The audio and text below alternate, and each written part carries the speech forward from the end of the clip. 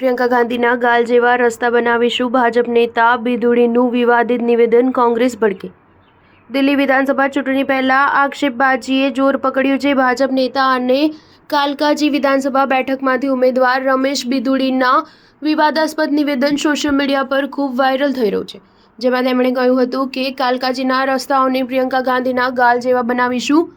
રમેશ બિધુડી હંમેશા પોતાના નિવેદનોના કારણે ચર્ચામાં રહેતા હોય છે. બિધુડીનું આ વિવાદાસ્પદ નિવેદન વાયરલ થયા બાદ મીડિયા દ્વારા તેમની પાસેથી સ્પષ્ટીકરણ મંગાવવામાં આવ્યું છે. બિધુડીએ પોતાના વિવાદાસ્પદ નિવેદન પર સ્પષ્ટતા આપવાના બદલે તેને ટેકો આપતા કહ્યું કે અગાઉ લાલુ યાદવે પણ હેમા માલિનીના ગાલ જેવા બિહારના રસ્તાઓ બનાવીશું તેવું વચન આપ્યું હતું. જો કોંગ્રેસને આ નિવેદનથી દુઃખ નહોતું થયું તો મારા નિવેદનથી કેમ?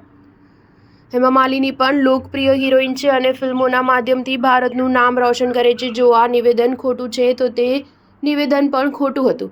તે સમયે કોંગ્રેસે તેનો વિરોધ કેમ ના કર્યો? કોંગ્રેસના પવન ખેડા એન્ડ કંપની રાજનીતિમાં અંતિમ હદ સુધી પહોંચ્યા છે. તેઓ લોકોની સેવા કરવાને બદલે દલીલો કરી અહીં સુધી આવ્યા છે. મારું નિવેદન ખોટું કહેતા પહેલા લાલુ યાદવના નિવેદનની ટીકા કરવી પડશે. રમેશ બિધુડીએ પૂછ્યું કે કોંગ્રેસ કહી રહી છે કે આ મહિલાઓનું અપમાન છે, તો શું હેમા માલિની મહિલા નથી?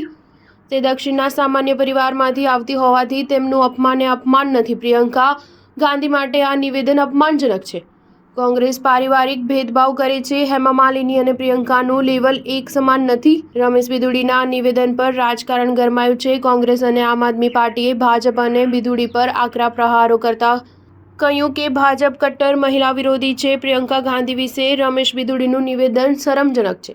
આ નિવેદન મહિલાઓ પ્રત્યેની તેમની બીમાર માનસિકતા દર્શાવે છે. જે વ્યક્તિએ ગૃહમાં તેના સાથી સાંસદ સાથે દુર્વ્યવહાર કર્યો હોય અને તેને કોઈ સજા ન મળી હોય તેના પાસેથી બીજી શું અપેક્ષા રાખી શકાય? આ છે ભાજપનો અસલી ચહેરો. સ્ટાર ન્યૂઝ 7 હંમેશા સચ્ચાઈની સાથે.